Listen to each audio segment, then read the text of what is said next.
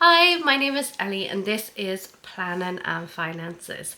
So today's video is going to be a Q&A. You guys have sent me in some questions over on Instagram, so I kind of get to know me better. So it was an ask me anything box. It could be to do with finances, budgeting, my personal life, my work life, anything at all. And that's exactly what came in. So there's a few different areas. So I might say do budgeting and finance first, personal life, work life, or we'll go through it. So I have them here. I screenshotted them on my phone and we're going to get started. So I think I'll start with some of the finance questions. So I got asked this question twice, so I'll just read this one out. So, do you invest money in a pension? Paying off the mortgage quicker, I don't think is enough for the future. So, no, and I don't think just paying down the mortgage is enough for the future either. So, I have a pension. Well, I have an old pension. I was a public servant for 10 years and I had one of the old original pension schemes, which were the really good ones. They have changed since, so the ones now aren't as good as the previous ones. So when I retire, I will have a lump sum and a small pension payment from that pension. So 10 years, it's not a huge amount, but it is something. Then in my last job that I was in, I did pay into a pension as well, and my employer contributed to that. So I currently don't have a pension, but that is something I will be setting up hopefully next year when things get a bit more established with my business and what I'm doing now at the moment. And then my husband does have a pension with his job, and his job also contribute to the pension, so we're very lucky in that aspect. And then I did start investing, so I have got other videos on my channel talking about Trading 212. I have a small account with them. I don't really talk about investings and pensions on here because I think that's for professionals kind of to talk about. I can kind of say what I'm doing, but I wouldn't want people to do what I'm doing and something go wrong. I would feel awful. Like I don't have the qualifications to talk about investing in that way. I pay down my mortgage and I talk about that because that is a goal of ours. We will both love the option to not have that payment past 50 years of age, and that's why we choose that. So I hope that answers your question. I'm after closing this now, hang on. So how do you start cash envelopes? Do you start emergency fund first, then the rest? So when I start budgeting, I would always start with building up an emergency fund. The emergency fund and the cash envelopes are like separate things. So your emergency fund is putting money aside, and it is an amount put aside that's not going to be touched. That's really only used for emergencies. But your cash envelopes are different. Therefore, say your everyday spending or you're saving up for special occasion spending. So the money that goes into your cash envelopes is meant to be spent. They're not meant to just build up and grow and you have loads of money sitting at home in an envelope. That's not what they're for.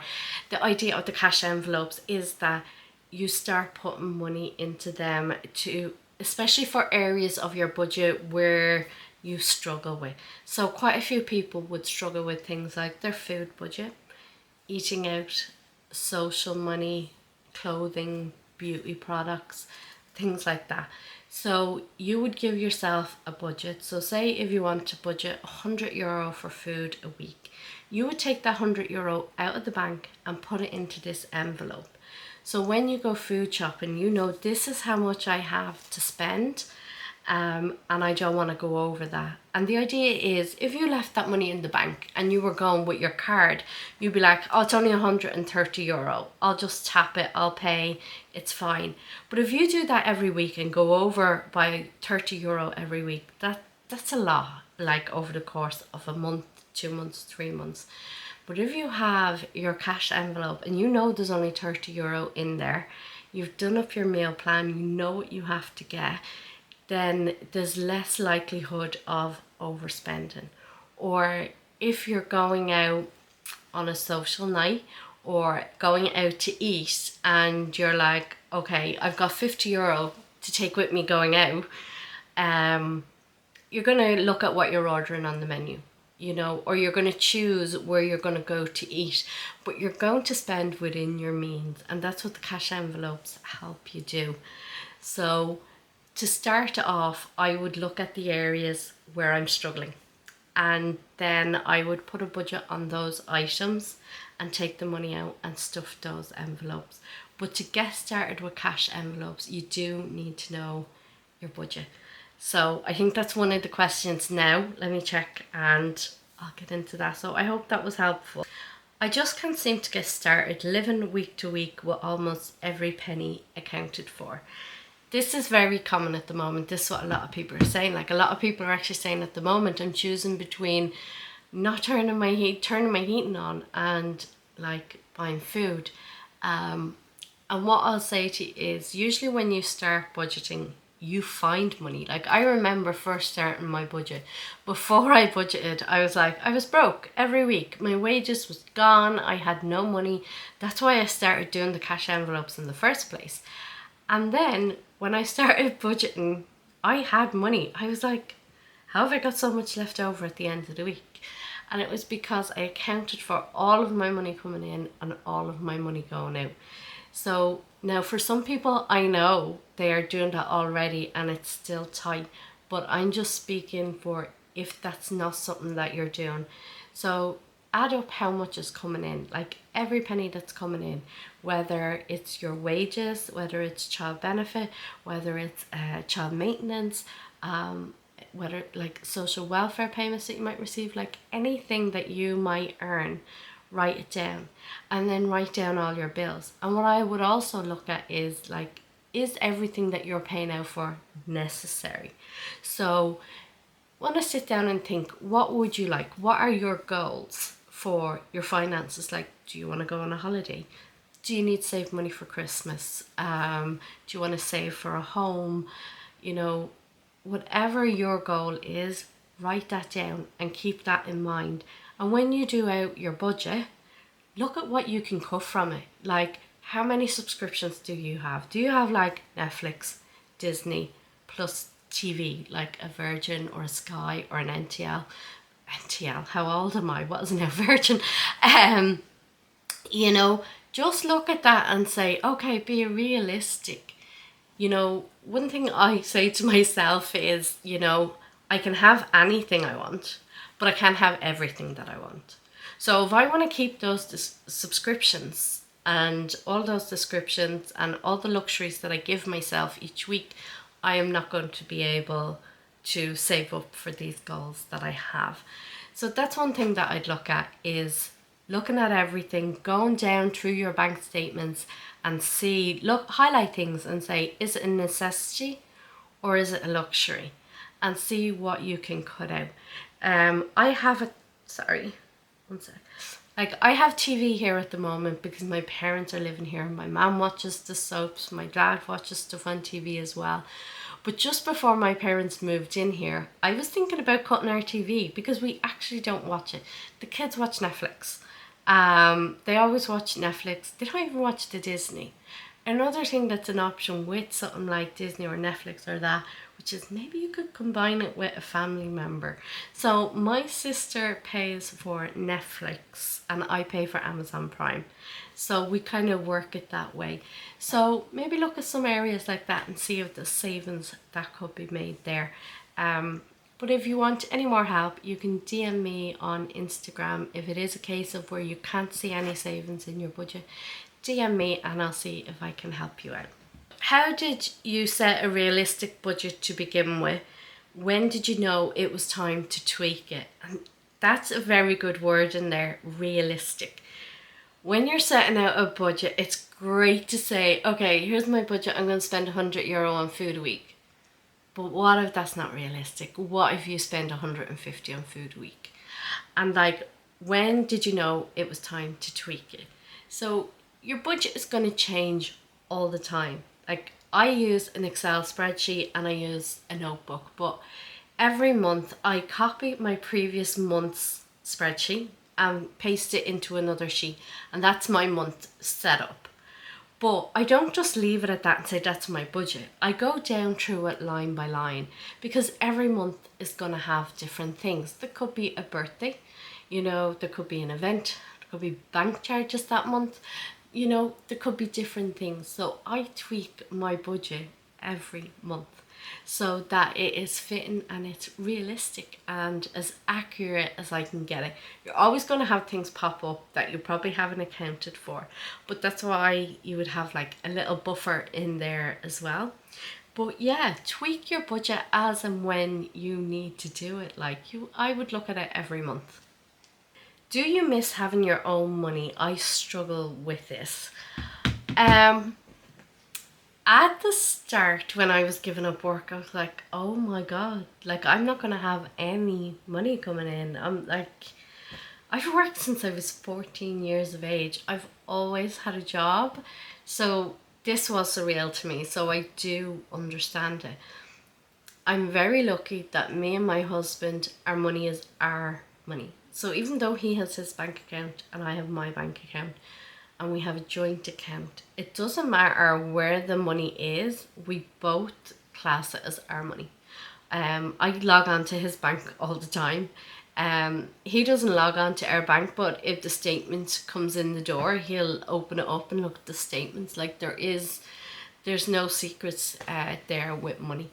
But I understand different couples do things differently, and some couples would both put a certain amount of money allocated to bills, or they would have separate bills that they would pay out themselves, and then they would pay each other for, like, whoever got the food, they would split it and pay the other person.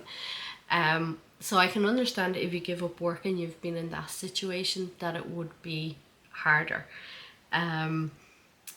But I think the struggle would depend on how you and your partner have your finances set up. I think it is a hard question to answer for other people, because there is a lot of financial abuse out there, and I do understand that. I'm well aware of it. But even to sit with your partner and say, like, I need money, I'm here all day, I run the house, I help, I take care of the kids. If the kids need something, you need access to money to buy that. But you also need to take care of yourself as well, because I'm sure your partner still takes care of themselves, and gets their little bits and pieces that they like. So the best thing I can say on that is talk to your partner, try to have an open conversation about it. And don't feel guilty for spending a bit of money on yourself, Like, working in the home is extremely hard. I did feel when I was giving up, I was like, oh my God, like, I have no money coming in. But I contribute a lot to my home. I contribute a lot by, keeping the bills low. Trying to bring in a little bit of extra income. Maybe you could do some surveys and that would get a little bit of extra for yourself. Or if you have a little bit of time, some mystery shopping. So maybe you could sell some things. So maybe there is a few things you can do to get that little bit of extra money to get something for yourself. Hobby not working. Should I be cutting things to make him see the difference it's making?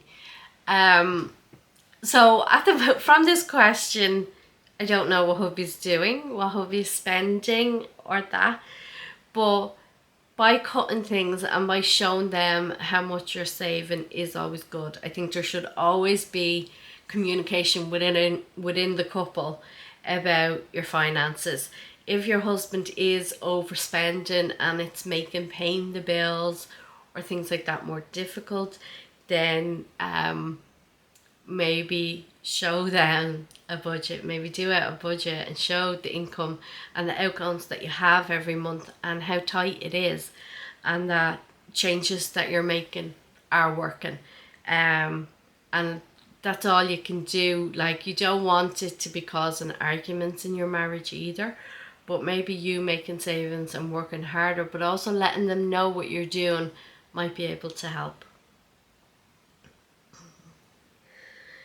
Oh, this more couples ones. Do I make time to discuss with your partner bills, presents, money, savings, things coming up, etc.?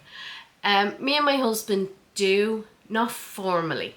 We don't actually sit down and go through all the bills and go through everything in and out, but I think it's because we're at a stage where my husband trusts me. He knows what I'm like. I'm a complete nerd, guys. You can also look at my budgeting videos, but like, everything is there for him to see. He can see everything. He knows electric prices and stuff are going up. He will kind of say to me, "Are we okay?" And I'll say, "Yeah, we're okay." And he'll go, "Oh, okay." You know, like insurance, like he'll say, "Oh, how's the car insurance?" You know, and I'll tell him. Presents and gifts, no, he doesn't have a clue. Like, I don't know about other people, but the men in my family, they haven't got an iota. The women look after that. Savings, yes, he would know what savings we have. He knows what's in what bank account. He would know what we're looking to save for. Like, say we were going to Mauritius and we had money there. With Mauritius, we'd actually saved that money a few years ago. We were meant to go in 2020 and we had the money there to go at the time. Obviously that didn't happen. The money was sitting there, and then I suggested to him, "Look, we need the new windows. Will we buy the new windows out of that money and we'll start saving up again for when we are able to go to Mauritius when all of this ends?" And he agreed with that. So we would make all those kind of big decisions together. And like, he hates spending money, guys. So me, it's like, I'm like, "Babe, we have to do this." He's like, "Okay." You know, so we'll sit down and try figure out the best option. But he says he trusts me. Like, when we were getting the windows, he was like, "Oh, like, do we really need to spend that much?" And I'm like, "Well, no, but this is what I would like." And he's kind of like, I'm like, "Look, they're a big investment. I want to get it once, not have to get it again," kind of thing. So we both kind of come together in the middle to more or less look at, I would tend to buy on the higher end. He would tend to buy a bit on the lower end. So we try and meet in the middle and get something that's best value. So I think we complement each other in that way. The day-to-day and overall spending, no, he wouldn't really know. He does the shopping though, so he knows the food shopping. He knows how much it costs. He's the one that tries to keep it as low as possible. And then he'll kind of say to me at the end of the month, "How much did we spend this month?" So he knows what he spends every time he goes shopping. But I would be the one that looks at the statements and fills out the budget sheets, and he'll kind of say to me, "How are we on groceries this month?"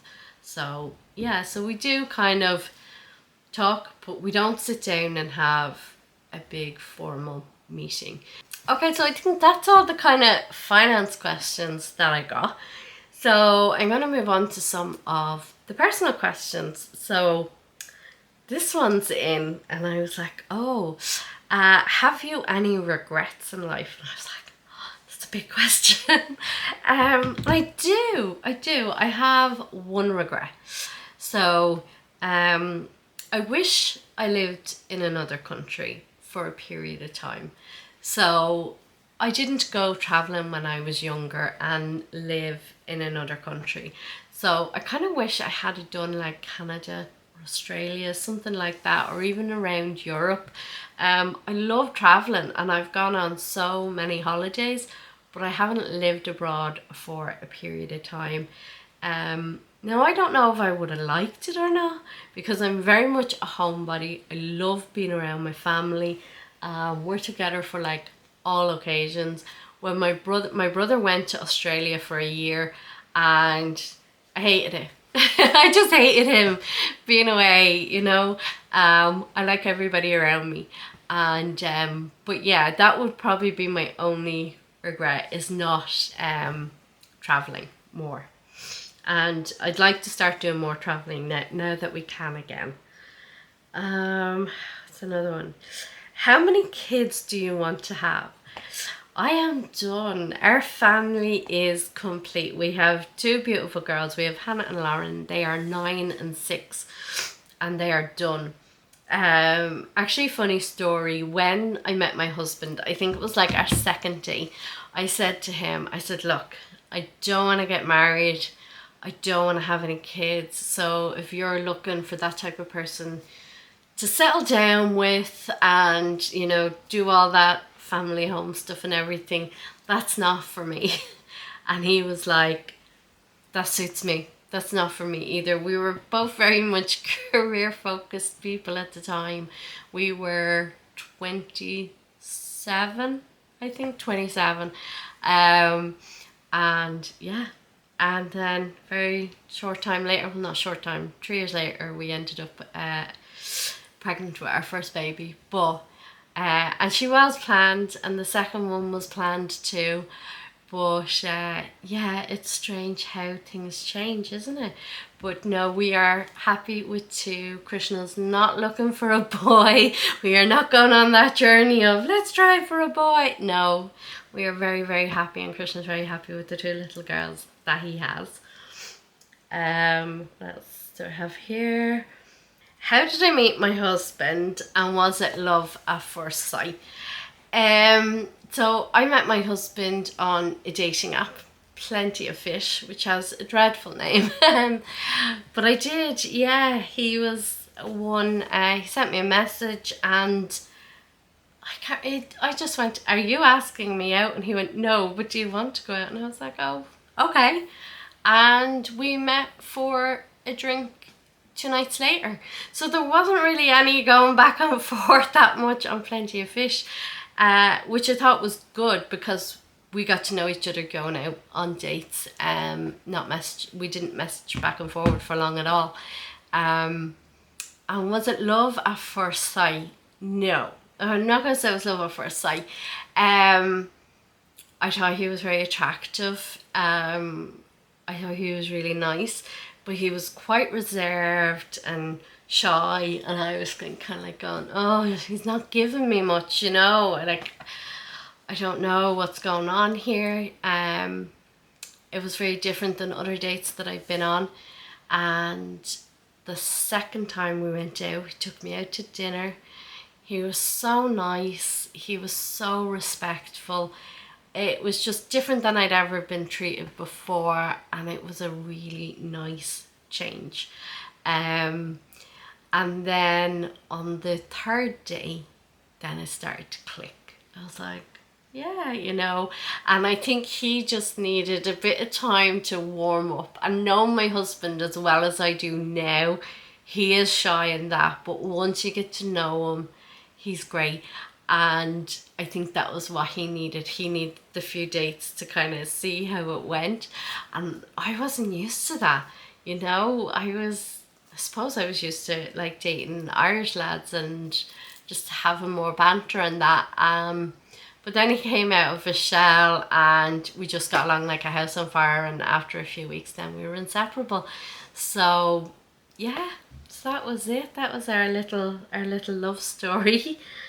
How long have you been with your husband? So we have been together now 13 years, I think. Was it September gone? We were 10 years married, and we were together for 2 years before we got married. So I think we're together about 13 years. So time flies, doesn't it? It goes so quickly. So now on to kind of like more work questions. So what area did you work in before you gave up work? I worked in finance. So I've worked in finance for 15 years. It's a long time.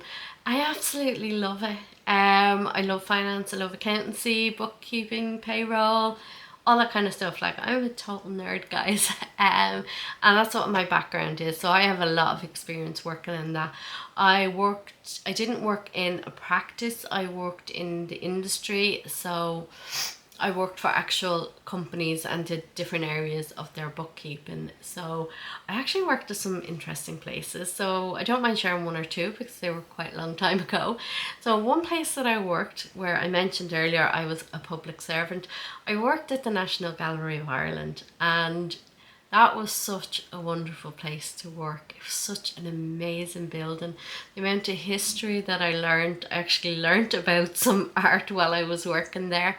Um, and the place, it just has a feel to it when you're in the building. It's really nice. But I worked there for 10 years and I worked in their finance department. I looked after, they have a shop there, and I looked after all the accounts for the shop. And yeah, that was a really nice job like that. I was there for 10 years. So when I left there, then I went to work for another company, and the company was a car garage.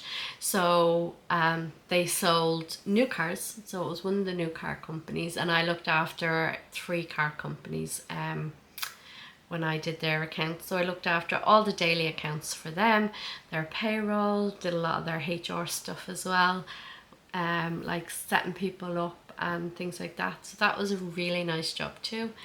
And then my last job was a bit more of a corporate job. It was in the city centre in a very well-known place, but that was also in the finance department. And I worked there till I left. I was working at home. I was so lucky during the pandemic that I got to work at home, which was brilliant. Like that we weren't let go or anything, like we worked right through.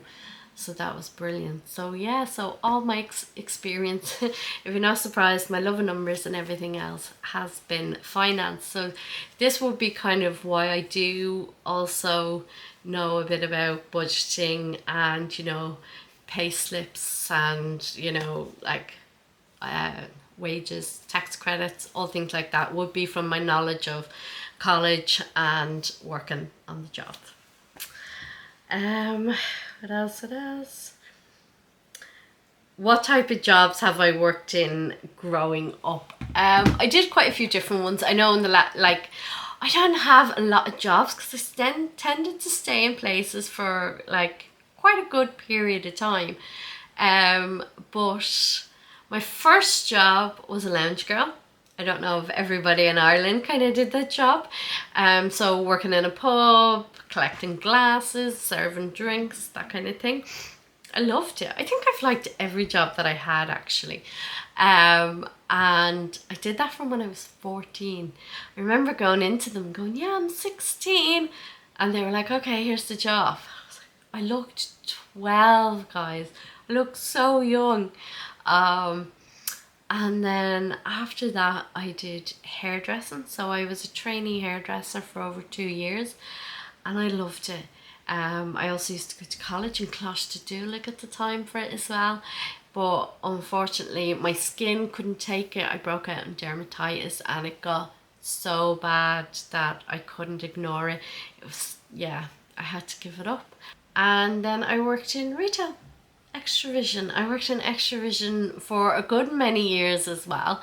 I started off there part-time and worked my way up to store managers, and I really enjoyed that job. That was a great job, I have to say. I really enjoyed it. It was so social. You worked a lot of hours though. You worked really hard. So many people had the perception that you sat there and watched movies all day. And in all honesty, to date, that has been one of my hardest jobs I've ever had. And that was it then. After that then I went into accountancy, and I didn't look back until last year. And now here I am doing my own bits and pieces.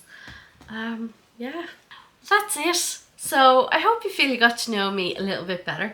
I am pretty much an open book, guys. The only thing that I don't share is things like, say, my husband's salary, because I believe that's private, or things that have to do with other members of my family and things like that. That's not my information to share.